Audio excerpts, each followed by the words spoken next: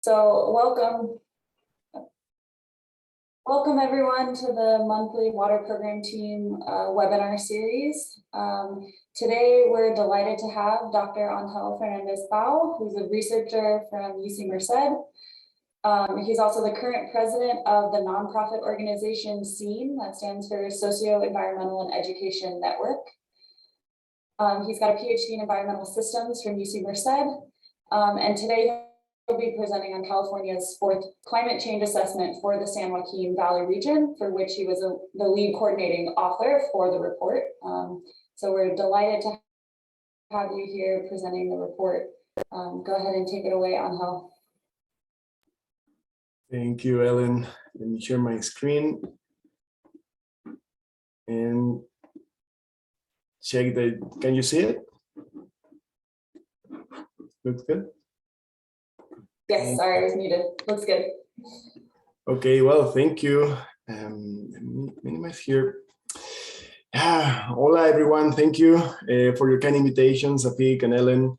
Very fortunate to repeat as a speaker here this series of events. Today I was telling Safik that I'm again bringing a heavy topic for a Friday afternoon. I'm going to summarize the climate change assessment for the San Joaquin Valley region. And I mean, I'm humbled, but I see that many of you are great experts and probably know more than me about climate change. But I'm trying today to summarize the big picture of what is going on in the San Joaquin Valley at the systems level, and also with a special focus on disadvantaged communities and on the role of the agricultural identity of the valley. Well, I guess most of you maybe know me, and Ellen already introduced me. I'm Angel Santiago Fernandez-Bou. I'm a researcher affiliated with the Sierra Nevada Research Institute and the Water Management System Group at UC Merced. Most involved in the development of the sustainable smart farm being built now at UC Merced. I'm also affiliated with SEEN, this nonprofit organization founded by UC Merced alumni to serve children and adults in the Central Valley, especially from vulnerable backgrounds and migrant families. We started doing workshops about science for children, and now we also do environmental and climate justice projects. We have a couple of projects serving rural disadvantaged communities in the San Joaquin Valley about water quality and air quality. So if any of you want to know more about it, please feel free to contact me. And my knowledge is, broadly speaking, in environmental, agricultural, and social systems engineering. Our team did an outstanding job with this report, especially the lead authors. I'm very grateful to all the authors who volunteered their time to finish this report, and also to everyone who helped in different stages during this process. The report has 5 chapters. The first is about the effects of climate change in hydrometeorology and infrastructure. The second is about the effects in ecosystems. The third, the effects on agriculture. Fourth, the human dimensions of climate change with a special focus on disadvantaged communities. And a fifth, a chapter of mitigation and adaptation strategies that intertwines all these strategies that we suggest in the different chapters. So today we have, I guess, people from everywhere, and I would like to give a little context. This is the San Joaquin Valley, surrounded by the beautiful Sierra Nevada to the east and the coastal range to the west, the delta of the San Joaquin and Sacramento rivers to the north. We have 8 counties, as probably you already know: San Joaquin, Stanislaus, Merced, Madera, Fresno, Kings, Tulare, and Kern. The San Joaquin Valley has very difficult socioeconomic and environmental conditions. 55% of the population lives in disadvantaged communities here in the valley. There are millions of people with precarious air quality and hundreds of thousands with water insecurity. Heat stroke or valley fever are common health issues in the valley, and climate change is making everything more difficult. The San Joaquin Valley is a good example of the extreme transformations that we have inflicted to California. Less than 200 years ago, the valley was a big, humid area of ephemeral rivers and lakes with a big permanent lake, the Tulare Lake, that was larger in size than the city of LA, and extremely important for the native Yokut tribes. The Yokuts also inhabited these lands where we live at UC Merced, where our campus is. And on the left, you can see the Merced National Wildlife Refuge that gives us an idea of how beautiful the valley was. Although now it looks beautiful because it's sustained artificially with groundwater. So it's not the result of the winter floods as it was in the 19th century. The image on the right is a simulation that depicts how the valley looked in the year 1851, almost 170 years ago. Now, the San Joaquin Valley has lost 95% of its original wetlands, decreasing the valley's resilience to climate change.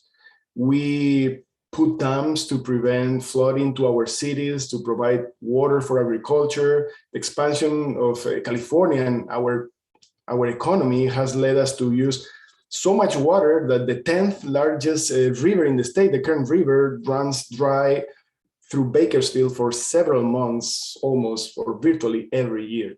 So this photo is a good depiction of the extent of the destruction of the ecosystems of the San Joaquin Valley. And this destruction of the local ecosystems has made the San Joaquin Valley less resilient to climate change. When we talk about climate change, we normally have in mind this definition of the United Nations, on how heat-trapping gases such as carbon dioxide, methane, nitrous oxide are increasing the temperature of our planet. And in the San Joaquin Valley, that will mean the temperatures will increase between 4 and 9 degrees Fahrenheit. It's a little bit more concerning is the increase in the average minimum temperatures, although the range is more or less the same. It's 4 to 9 degrees Fahrenheit in the minimum temperatures. But these measurements do not give us a good depiction of the extent of climate change, especially in California or in the San Joaquin Valley. That's why I prefer this alternative definition of climate change. So climate change means more extremes, more frequent and more intense extreme events.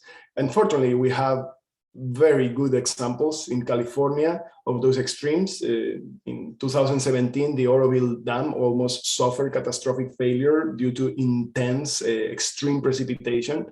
And 2021, it was almost dry. Or the Dixie Fire, the single largest fire in the history of California, burning 1% of the states in one fire, 1 million acres in one fire. And that fire was extinguished by the largest precipitation on record in some areas of Northern California. These extremes in the San Joaquin Valley are not subtle at all, but we have grown accustomed to them. We are used to them. People without water to drink, without water to flush the toilet sometimes due to intense droughts combined with decades of poor rural water management, unincorporated communities without sewage and drainage that get flooded quite easily. So if we look at the temperature in San Joaquin Valley and we want to talk about extremes, it's very valuable to look at the extreme heat days. Extreme heat days are days with a maximum temperature above 98% of the historic maximum temperatures. In other words, here in the valley means days above 100, 105, 110 degrees Fahrenheit. An increase of 9 degrees in the annual average temperature doesn't tell us this, right? The extreme heat days are projected to be 15 times more frequent. Just imagine a farm worker who has to spend the whole day under the sun, which is even hotter than this. And every day in the summer for 2 months is an extreme heat day. Farm workers die of heat stroke more frequently than any other profession, more than construction workers. And with climate change, this problem is going to be exacerbated to the level that maybe farm workers won't be able to work during the day anymore. And we have seen this. We saw it last year. It was so hot that farmers who could afford it were installing lights in their farms for the work to be done at night. But many small farmers cannot afford that. No, cannot afford having stadium lights in their land to work at night. The number of warm nights is another good example, or another good index to measure climate change in the San Joaquin Valley. For many of us, the summer is hot and we just turn on the air conditioning during the day and at night. But for many families who do not have the means to pay for air conditioning, warm nights are a big issue, because warm nights without air conditioning affect the quality of their sleep, maybe potentially leading to car accidents, mental issues. Again, they are projected to be 15 times more frequent than what they are now. And warmer temperatures are also rising in the oceans. Over 100 last years, the sea level has risen 8 inches, 20 centimeters. And it could rise about 2 feet more by mid-century and 3.5 feet by the end of the century. Sea level rise is threatening about 10,000 people in Stockton, in San Joaquin County. Seawater intrusion is also threatening the Delta's agriculture, freshwater habitat, and land use in the Delta has increased subsidence by the oxidation of the peat in the Delta Islands, which makes it even more vulnerable to this sea level rise, because many of these islands are already under the sea level and they are just protected with some levees that protect them from being totally flooded. And what about water? Well, this figure shows us the retreat of the snowpack in the Sierra Nevada, which is the main source of surface water in the San Joaquin Valley. Snow is extremely important for water storage in California, but precipitation will fall in fewer events. It will be more as rainfall and less as snow. The snow melt will be earlier when water is not really needed for agriculture. Dams may have to release the water from winter floods to avoid catastrophic failure, and we may have less surface water for agriculture. This is the water balance in the San Joaquin Valley. Groundwater is already unsustainable by a lot, 1.85 million acre feet. That's 2.3 cubic kilometers of water. It's roughly the amount of water used at home by 20 million Californians. Groundwater overextraction also affects water quality. Increased groundwater pumping has depleted the San Joaquin Valley aquifers. Scarce water is often associated to increasing soil salinity because there are no rains to flush the salts, and sometimes groundwater carries a lot of salts too. Depleted local aquifers induce subsidence that squeezes the arsenic out of the clays, polluting drinking water with a toxic chemical that without subsidence wouldn't be that bad.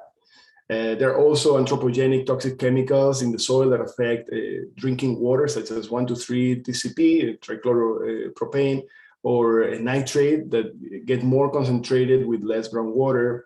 And the lack of water for habitats makes everything more difficult, for nature to thrive, because it decreases oxygen concentrations, it increases the temperature of the water.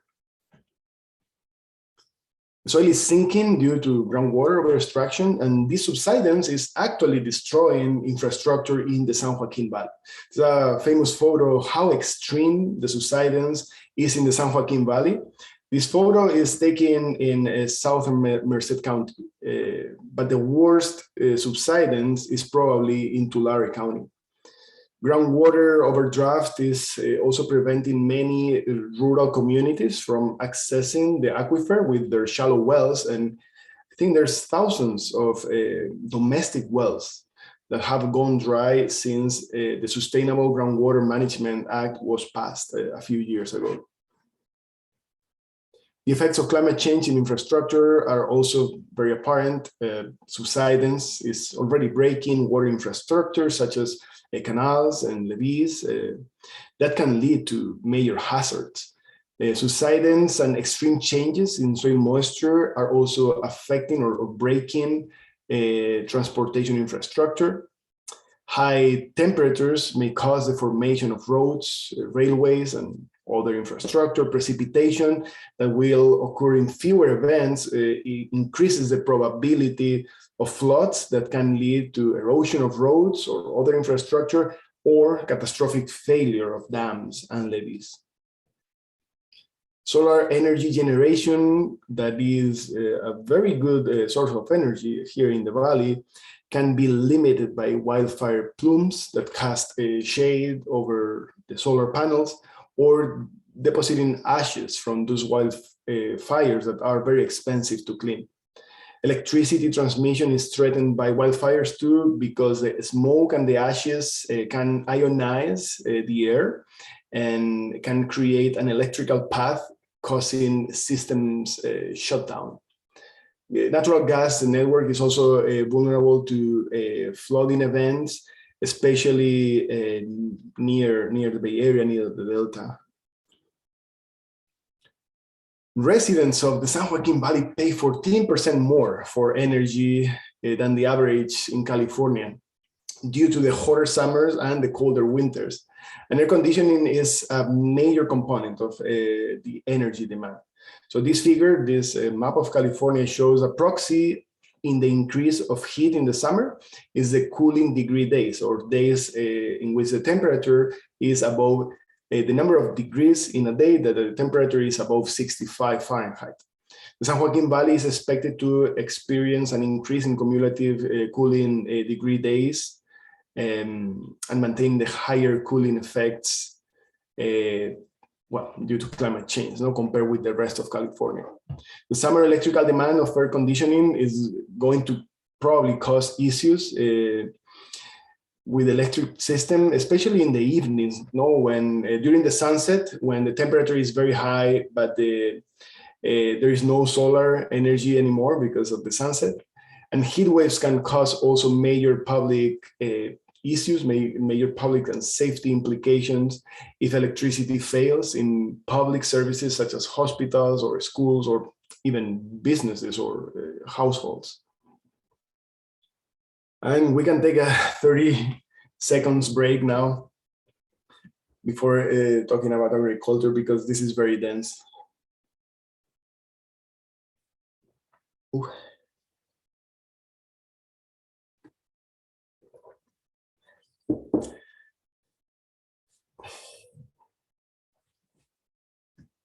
Well, climate change and agriculture. Agriculture is the economic engine of the San Joaquin Valley. The San Joaquin Valley itself generates about almost $40 billion.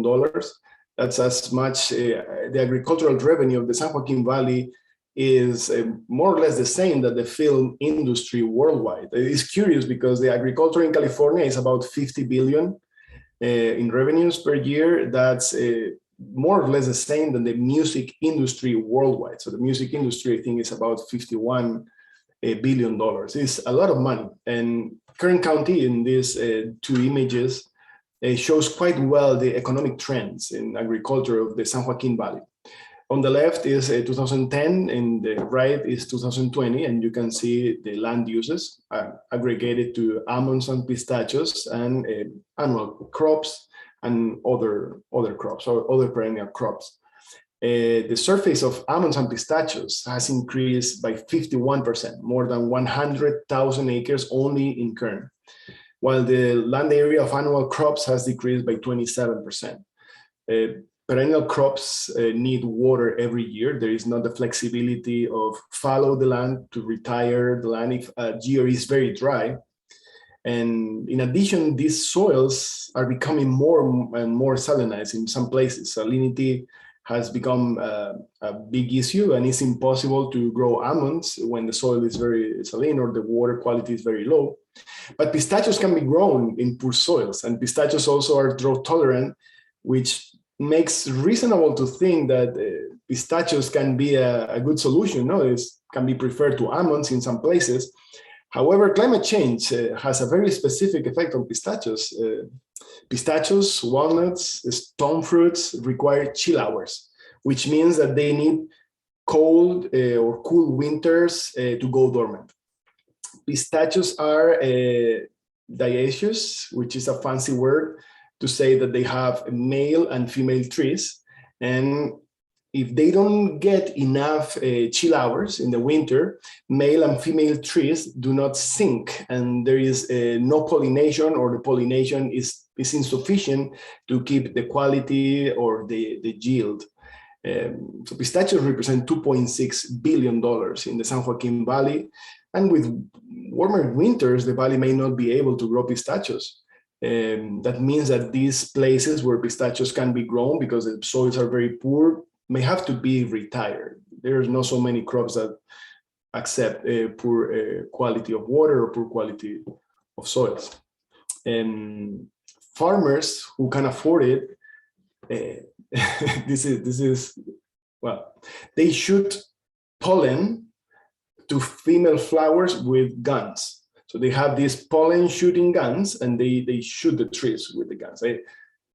I wonder if that falls in the Second Amendment, but anyway, it's a very unnatural way to adapt to climate change. A specific adaptation that we could try to do at UC Merced is finding new varieties that require fewer chill hours.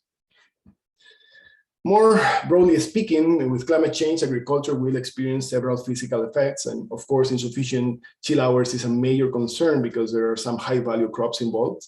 But heat waves will reduce also farm worker availability, which is already a big issue. Heat will kill cattle, and it may reduce the yields. And droughts and floods will be more frequent and intense, making it more difficult for farmers to survive the droughts or to recover after the droughts. And sea level rise obviously threats delta farms. Climate change can impact also natural pollination by decreasing availability of pollinators, and pests sometimes find it easier to spread, in part because they find better environmental conditions for them, or in part because there is a decrease of natural predators for those pests. Economic effects may include land retirement with subsequent socioeconomic losses, farm worker scarcity due to extreme environmental conditions, especially extreme heat and extremely low air quality due to wildfires, to fracking, oil fracking, pesticides. No one wants to work in those conditions for a relatively low salary. Environmental conditions that may also decrease the yield per acre, which depending on global and local markets, if there is a less yield, it may mean economic losses. So if we look at the general effects of climate change in some of the most common crops in the San Joaquin Valley, we can see that almonds tolerate heat, so they don't need so many chill hours, but they need a lot of water. Pistachios are more drought tolerant, but they require cold in the winter, they require chill hours. Grapes tolerate heat and drought, but they require intensive farm work that is already scarce. So I was talking in November with a raisin farmers who has 300 acres of organic raisins, and he hired about 100 skilled farm workers to harvest the raisins, but he had to pay a premium, an extra salary, because farm workers are scarce. So he could afford to pay those 100 farm workers to come to his farm at once. But he said that some of his neighbors couldn't afford to pay those extra salaries, and they were waiting until they could find some farm workers at a lower salary. And there was a sandstorm, and their raisins or their crops were covered with sand. And you see, when sand gets inside the wrinkles of the raisins, they become unedible. So these farmers who were waiting for farm workers lost the yield of the whole year. Citrus also require water and farm work. Walnuts are probably the crop that requires more chill hours. Then we have corn, sorghum, and Sudan. They are water intensive and they are a low value crop. Same for alfalfa, needs even more water, more than 5 feet. And it's also a very low value crop. Alfalfa, corn, sorghum are crops that are related to cattle. And it's possible that cattle doesn't do very well in the future in the San Joaquin Valley due to extreme heat, due to lack of water, maybe future regulations to decrease nitrate leaching into aquifers. It's possible that cattle moves into the foothills or even to other states. Climate change will decrease or will create more instability in water for agriculture. That's obvious. Crop water use will increase with heat. That's evapotranspiration. You can see the big green arrow.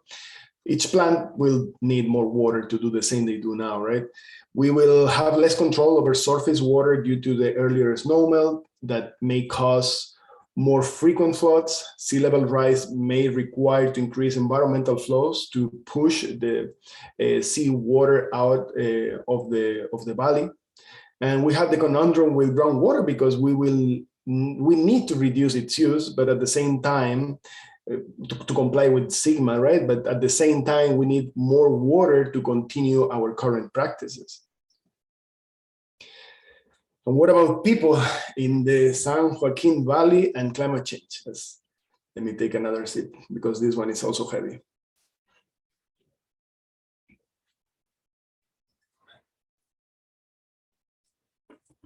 There are 4.3 million inhabitants in the San Joaquin Valley, of which more than half live in disadvantaged communities, many of them rural. In blue, you can see in that map, those are the disadvantaged communities classified by Cal EPA. That's the Cal Enviro Screening tool. And in green, you can see the disadvantaged communities classified by the Department of Water Resources at the place level. So there is a mismatch because Cal Enviro Screen uses census tracts and that are often much larger than small rural disadvantaged communities. So this leads to missing the reality of some communities. And don't misunderstand me, I think Cal Enviro Screen is an amazing tool. It's outstanding. We are very fortunate to have it in California. Could be improved, a couple of things, but we are very fortunate. But how is life in a rural disadvantaged community? Maybe some of you already know. So many rural communities suffer from extremely low water quality. The city of San Joaquin is in Fresno County in the Westlands, is maybe one of the most visual examples, no? Because they have black water coming off the faucets. Here, the manganese concentrations are very high. When dissolved manganese in water is transparent, but when the water is exposed to hypochlorite, sodium hypochlorite, to disinfect in the tertiary treatment of a water plant, the manganese is oxidized and precipitates. And if it's not properly filtered, it just goes to people's houses and it's black water. As I was saying, I'm part of this nonprofit organization, and we recently won a small grant to install water filtration systems in a few households in the San Joaquin Valley. It's nothing too fancy. It was mostly to install reverse osmosis systems to decrease the family's reliance in bottled water. But we wanted to do something for at least one or two families in the San Joaquin Valley, because for them it's very frustrating that they are taking a shower and they suddenly have black water coming out of the shower, or they are washing their clothes and the clothes come out of the washing machine dirtier than when they put them there. So we contacted a couple of manufacturers, filter manufacturers, and talking with them, showing them the pictures, they told us that their systems could not handle it. So this is an example of a system. This is one of the best systems of this brand. It's a heavy duty, especially to remove iron and manganese from water. They can handle 20 ppms of manganese. The EPA limit for manganese is 50 parts per million. But manganese is not considered poisonous, so there is not a control chemical in the water, so it's not enforced. So the problem is that in the city of San Joaquin, we are not talking about 20 ppms or 50 ppms. We are talking almost about 2,000 ppms. So there is no system that can handle this at the household level. And that is why many people do not have other option but to buy water. Those jugs are very heavy. Probably you have experienced, those are really heavy. And some families don't have the means of transportation. They don't have a car to go to Walmart or to Costco to buy water. And sometimes they have to drink water from the faucet or figure it out. Sometimes they pay very expensive for water in convenience stores, in gas stations, because many small unincorporated communities don't even have a supermarket. Water insecurity is a huge problem and is very visual. It's obviously aggravated by climate change, but this problem is often second to air quality. Air quality is a big issue. The San Joaquin Valley has the worst air quality in the United States in metropolitan areas. The urban nuclei of 8 of our counties have the worst air quality in the United States by particles.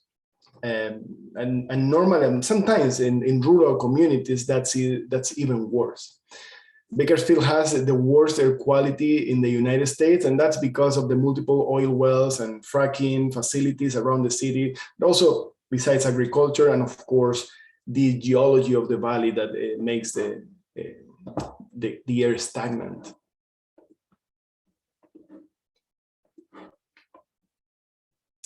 Climate change is also a greater threat to frontline communities in the San Joaquin Valley because they often lack the fundamental infrastructure to be resilient, such as access to drinking water, sewage, green areas, health services, education, even sidewalks that are very important for the elderly.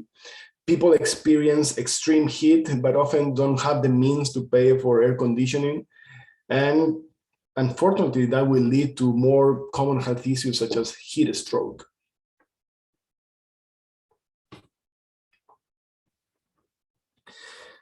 And then I guess we have about 10 minutes to have a little hope. No, we have some options, and good news is that the agricultural identity of the San Joaquin Valley can actually help mitigate climate change if some practices are incentivized. So right now, conventional agriculture is responsible for a significant part of the greenhouse gas emissions in California, about 8%. But with adequate practices and some research, and I think agriculture can help offset greenhouse gas emissions even from other industries. I think the San Joaquin Valley could become the global leader for this adaptation of agriculture to mitigate climate change. Agriculture can take several actions individually, like alone, by itself, and other actions within multi-benefit projects.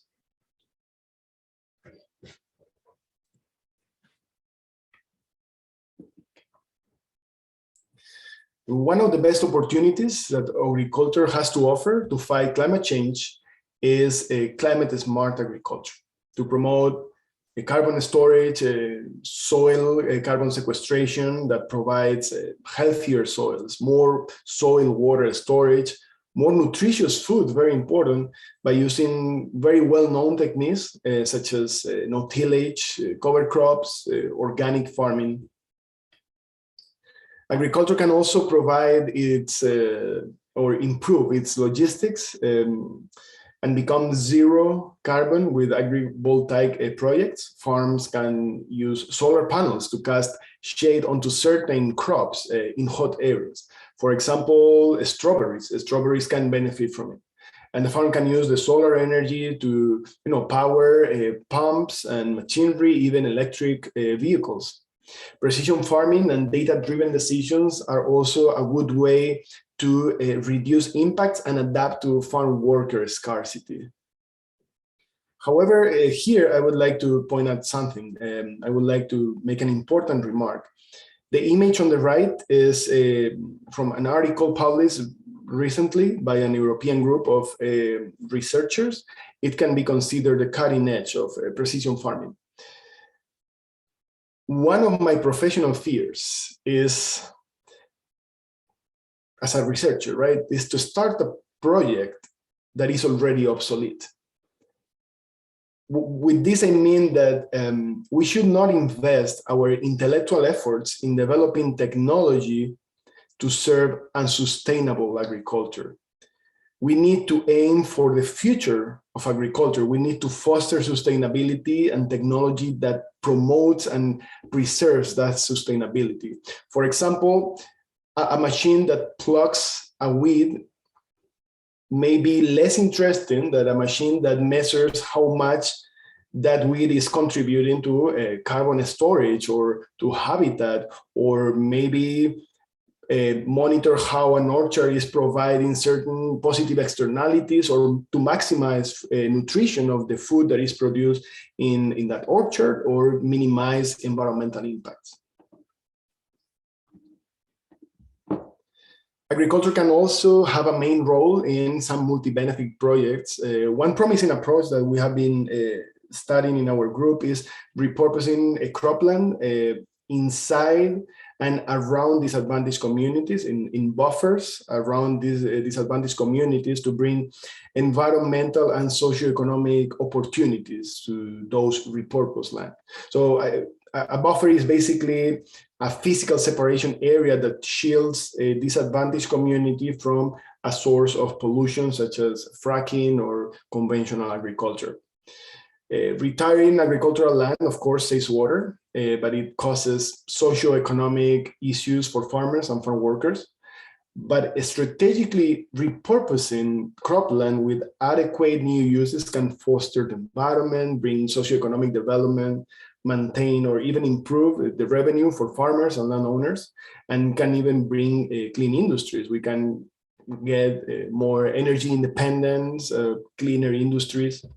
For example, creating a 1 mile buffer around the 123 smallest disadvantaged communities of the San Joaquin Valley can reduce water use by almost 1.5 million acre feet, of which more than half is groundwater. So if you remember, the current groundwater overdraft is 1.85.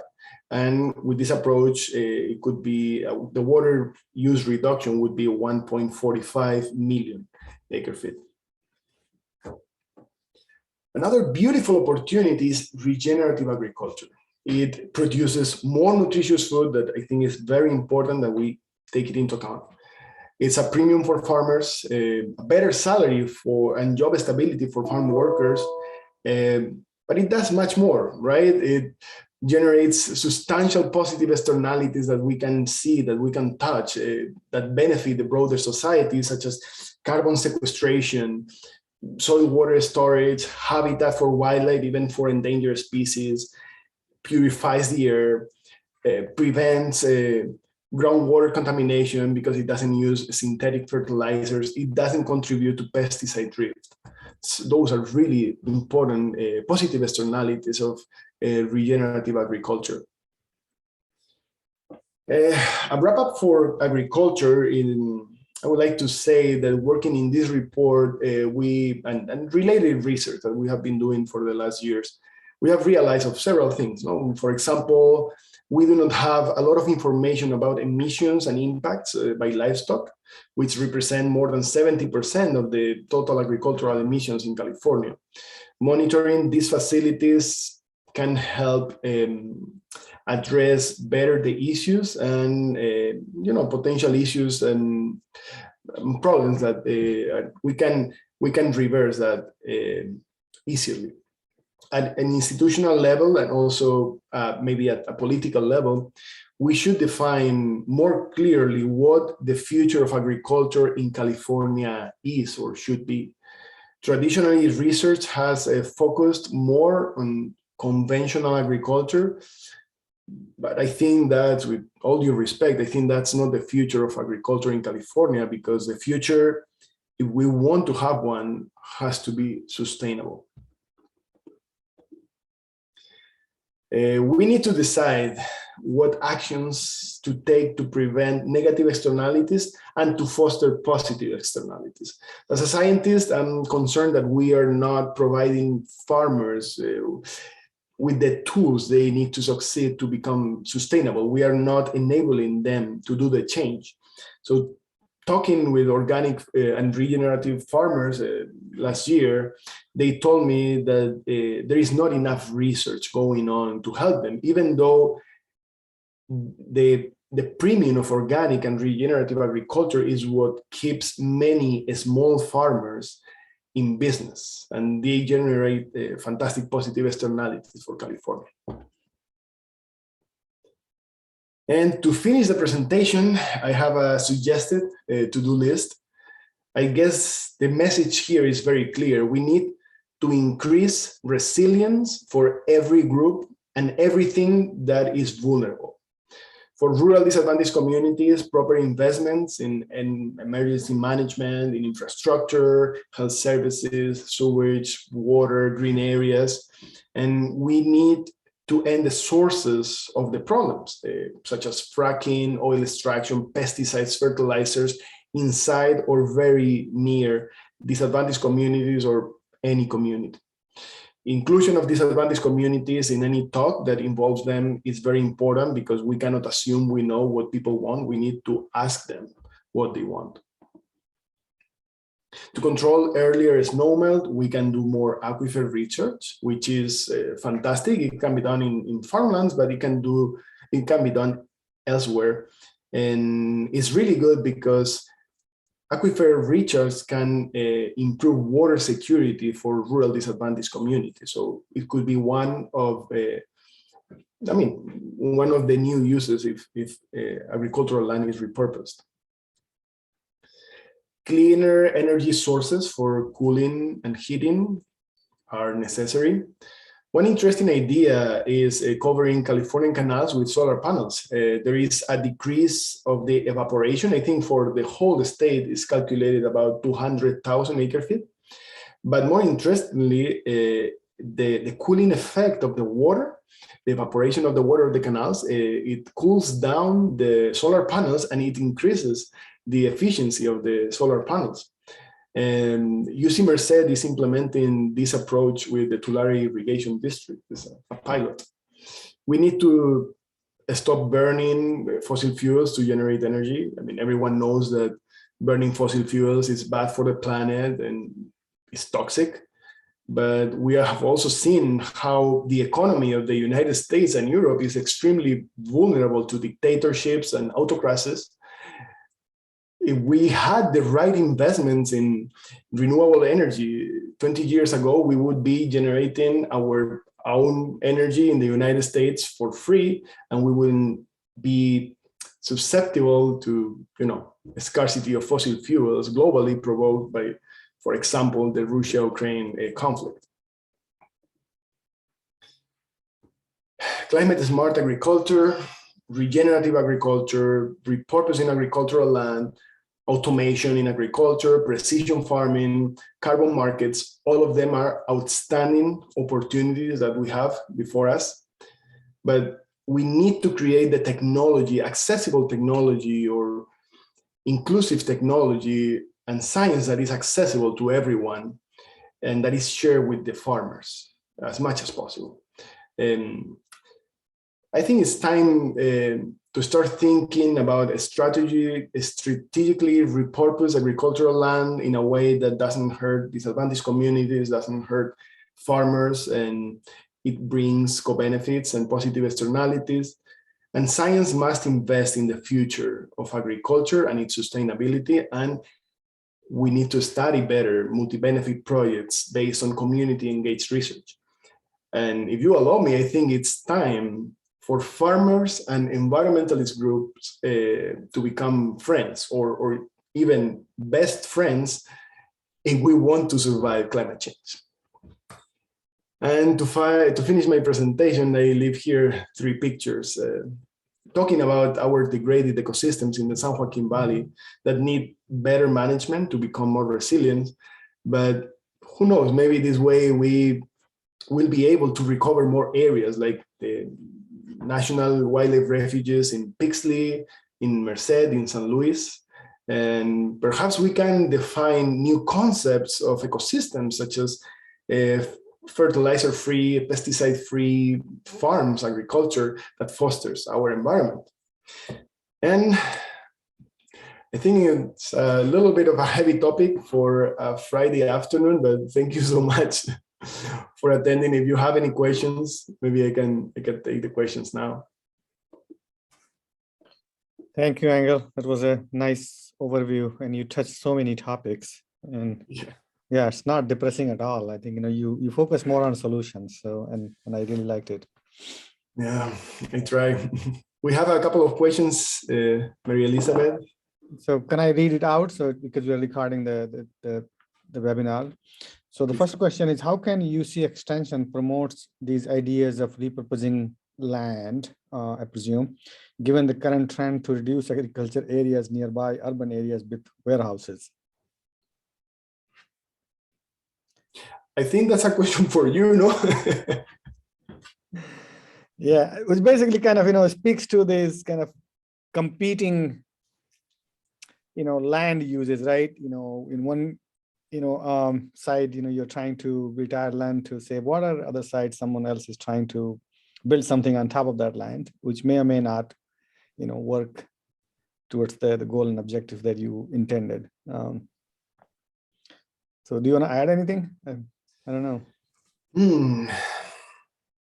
Well, I mean, there are so many things that the UC A&R can do, no? I mean, specifically to reduce agricultural areas nearby urban areas. And I guess with urban areas is any urban or even rural cities, I guess.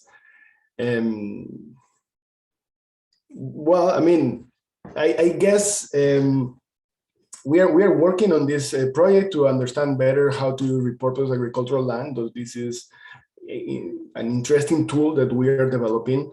And when we publish it, maybe we can understand much better the socioeconomic implications of making a change. No, because if we retire agricultural land just because we may be causing new problems, so we don't want to cause a problem by solving another problem. So the transitions must be done properly. But specifically for warehouses, I mean, it depends. No, I think if you repurpose agricultural land near a community to shield it from the problems caused by whatever, no, normally by conventional agriculture, you need to bring something that is clean and something that provides this shield, no? So you can transform a warehouse into an industry that is clean, an industry that, for example, public-private partnership that can create a water treatment facility that is good for the industries and is also shared with the town, a small town, an incorporated community that didn't have any kind of water treatment. So that can be used for that. But I think it's a very difficult question, because if you want, I mean, I cannot go back in my words, no, is if you want to do something in a specific place, you have to go to the place and understand very well the place before you take any decision, or you need to talk to the people who are around those areas. So you cannot assume that the solution in one place is going to work in another place just because they look alike, no, because many of these communities are extremely different one to another. Yeah, and that's where probably extension can help, right? With the education and outreach and trying to understand the local context. Yeah. Okay, and then the second question is, agronomic applications of fertilizers will help reduce nitrate runoff that affect water quality as well as air quality during harmful algal blooms. How can we speed up this process in the irrigated lands programs?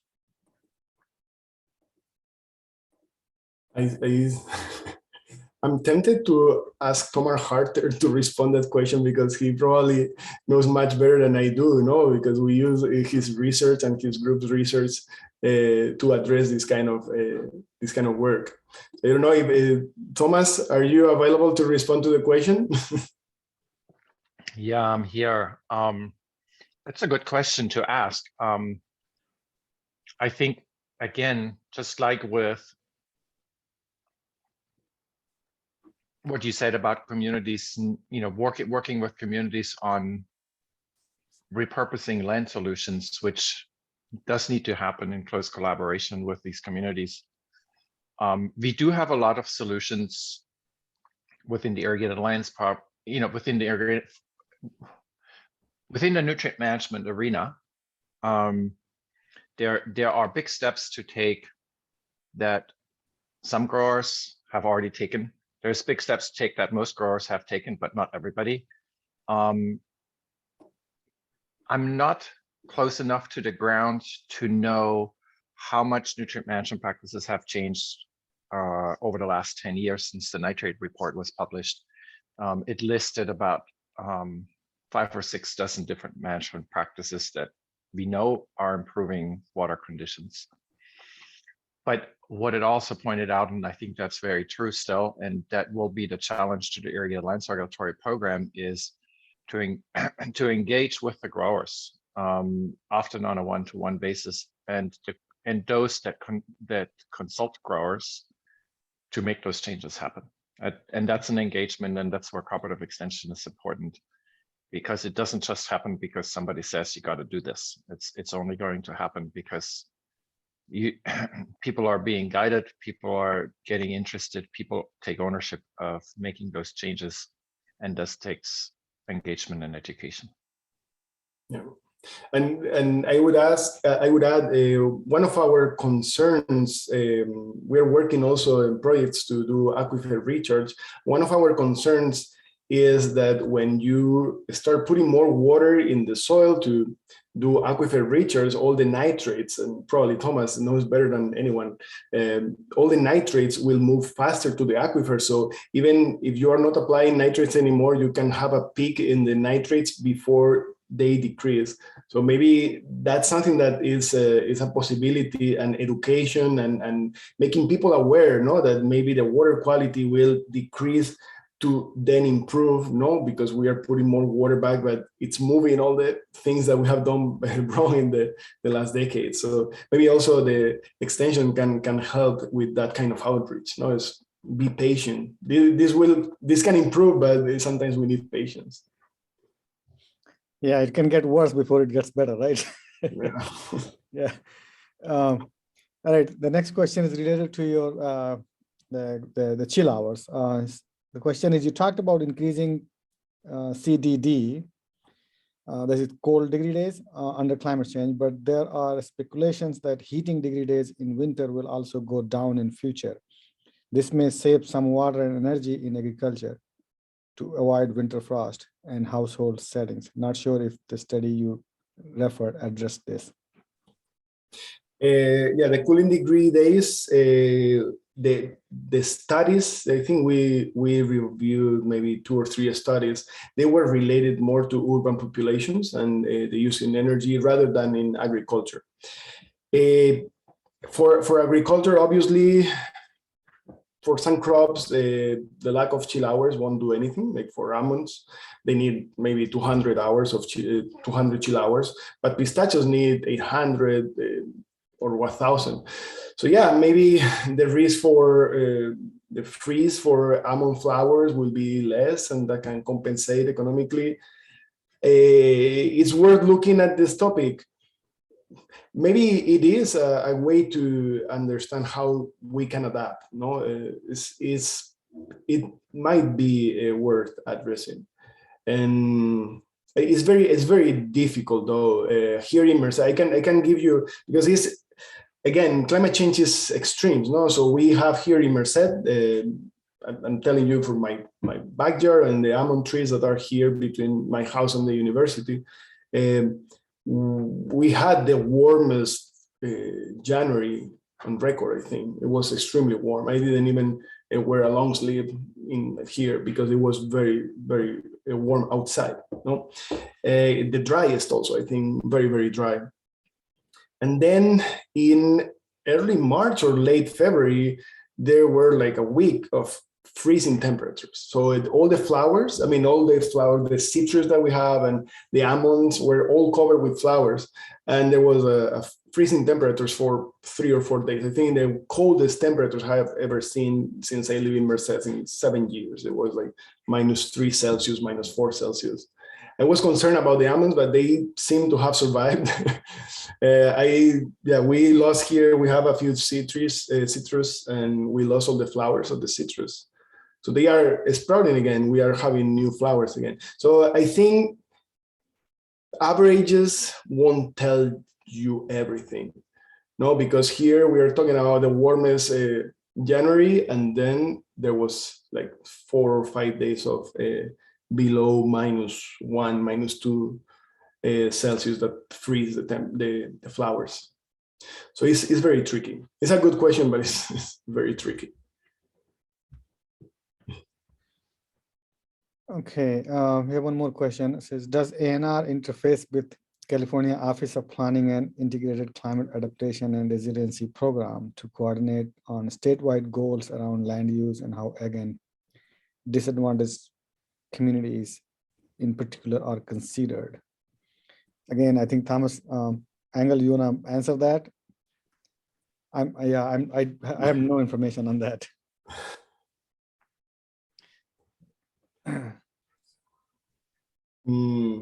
Thomas, are you aware of any? Yeah, I'm still here. I was actually just typing another question.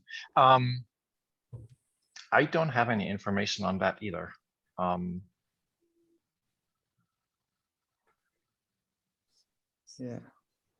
Yeah, Molly, I will see what I can find and get back to you. That's a really an interesting question.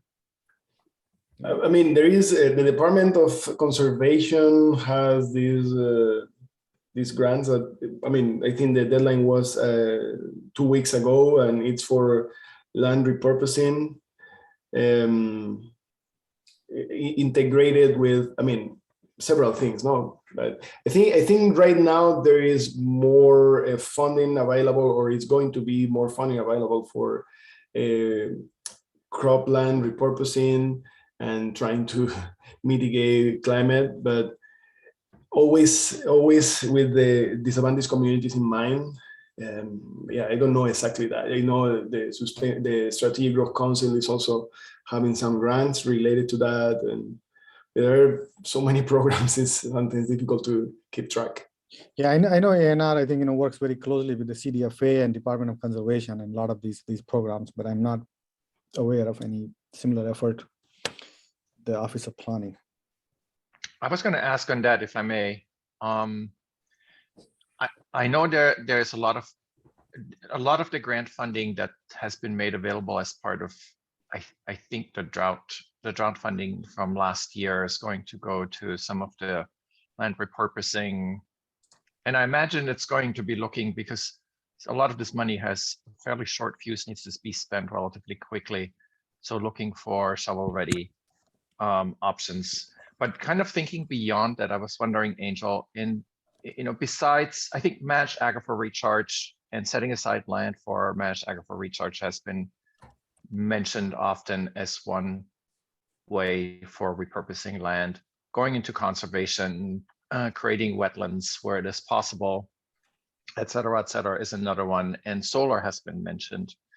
Do you see sort of a widening portfolio, or what other elements do you see need to go into that land repurposing, and what efforts do we need to expand both within UCNR but also at the state level to make that land repurposing actually successful? Excellent question. So yeah, we've been working on this. The question, I mean, when you repurpose land, you try, at least we are trying to make everyone happy, because this is a difficult time and everyone is suffering with climate change. So we try to make people suffer less, So some of the easy ways to repurpose cropland can be solar panels, and can be also clean industries, can be some facilities that benefit, disadvantaged communities or are climate smart or related to that. Those are easy to monetize, so we have conducted some social and economic analysis of how much money repurposing land into that can bring to the communities. To give you an idea, investing, I don't know, maybe, let me remember, investing $27 million on average. I'm talking about all the communities of the Central Valley. No, it's 100. We studied 156 communities. Not for this, not for the climate change assessment, but for another study. So let me stop sharing my screen. We can invest $27 million for 10 years per community, and that will give us $100 million per community per year for 30 years. So if things are well done. So there's a lot of opportunity, because there's a lot of land. And of course, it has to be well balanced, and has to be, especially the policy has to be made to avoid abuses. But yeah, clean industries can be industries that provide logistics for the agriculture, but are clean, are fundamentally clean, that don't pollute, and they don't create too much CO2 emissions, are good ones. And there are many other options that are very difficult to monetize. It's like you create, for example, a wetlands, as you say, but how can you monetize that? Or how can this improve, for example, employment in the community? It's difficult, but you can make a part of the repurposed land a wetland, another part can be, habitat or wildlife corridor combined with solar panels, and you can have also industries. So I think the key is to understand the needs of each community, and just go there and ask people what they want. And there is a portfolio that we will publish soon, hopefully. And we have several industries studies, and the study with solar panels, repurposing agriculture, management of aquifer recharge is also a good solution. And anything that is better than what is now. Yeah, with that, we are already 4 minutes past the hour. So just please join me in thanking Angel for giving this wonderful presentation. And yeah, do tune in during our next webinar. Thanks everyone. Thank you. Great presentation. Thank you. Thank you so much for saving the questions. Thank you. Take care. Thanks, everyone. Bye. Bye.